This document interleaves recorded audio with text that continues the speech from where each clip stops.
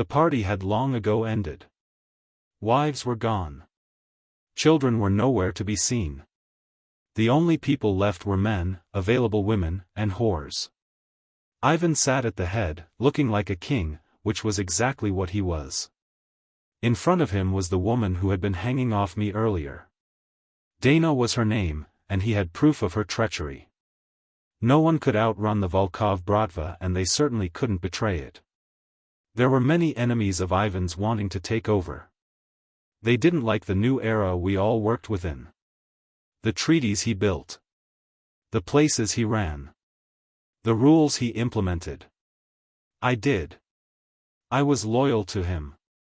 My life was in his hands. I'd die for this man.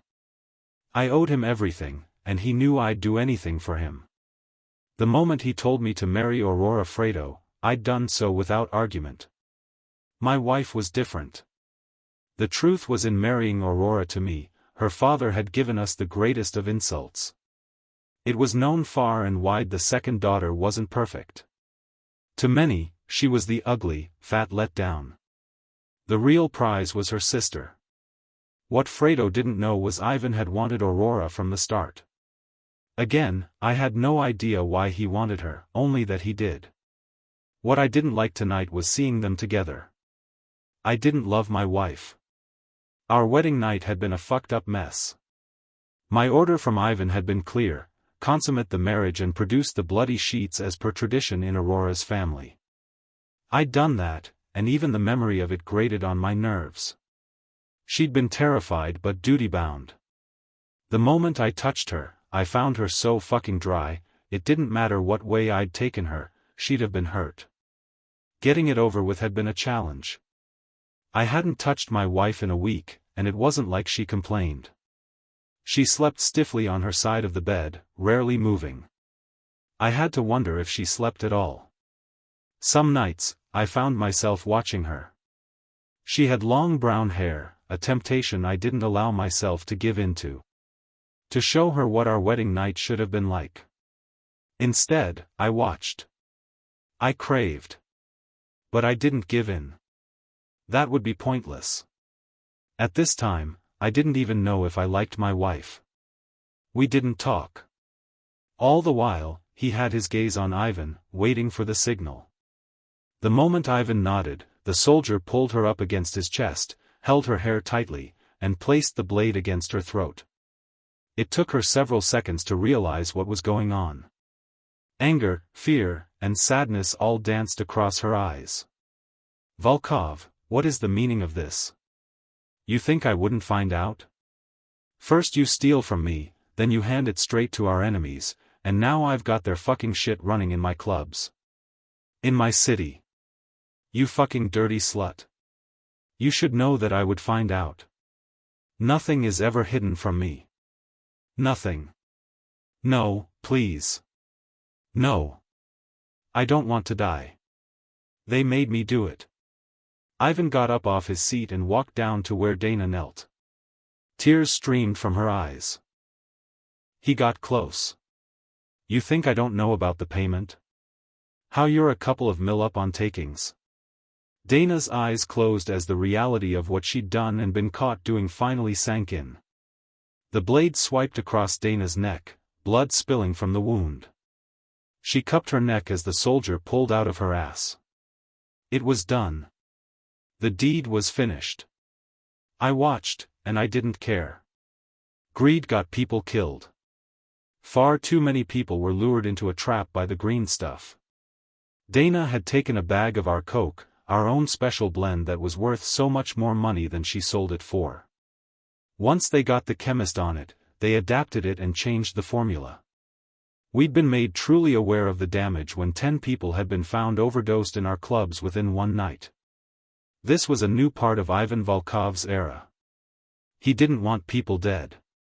Dead clients meant product didn't move. He liked to keep people alive. Again, a new first. Ivan clicked his fingers, signaling the party was over. Dana's body would be disposed of. Unclaimed. Dead and useless. You needed an elaborate party to do that? I asked, following him out toward his car. No, I needed an elaborate party because it fucking entertains me. I only ever talked to him as a friend when we were alone. The moment we were surrounded by others, I was the loyal subject. You know your wife was so fucking bored tonight, don't you? Leave Aurora to me, I said. Ivan chuckled. I think I made a mistake in allowing you to marry her. You clearly don't see the wild woman waiting to be unleashed. This did make me snort. The soldiers were a close enough distance away that I didn't have to play any other role. I could be myself. Are you sure you're looking at the same woman? Are you sure you're even looking at the right woman? This made me pause. I know my wife. She's submissive. That's what they trained her for. Ivan clicked his tongue. There you go again. I have to wonder if I should demote you and keep that wife of yours. Look into her eyes, my friend. You will see. He climbed into his car, bringing our conversation to a close. We'd been friends for a lifetime already. Together, we'd grown up on the streets. I'd saved him from being killed more times than I could count. We had a plan. A goal that would make this city ours. When we were kids, the Bratva were hot-tempered, and in truth, their vision wasn't big enough. They worked small. Petty criminals. They didn't see the big picture. Ivan Volkov had. He was the big picture, and now, he ran half of the country, which he divided into 6 areas. I controlled Area 1. The biggest, with the main cities all bowing down to my rule. Ivan only ever dealt with his brigadiers, his main men. I was aware of the men he sent out to all areas. The spies he used to control everyone. It was how he learned of betrayals, of the greed, and of course, the rats. Everyone was in his pocket. Even though he was considered the fiercest and most evil person around, he was also fair. If you didn't cross him, you lived. If you showed loyalty to him, then he took care of you. The moment you turned your back on him, betrayed, or stole from him, well, your days were numbered. Watching the car leave the parking lot, I stood there as the cleaning crew came. They nodded at me. I was on first-name terms with most people in Ivan's control.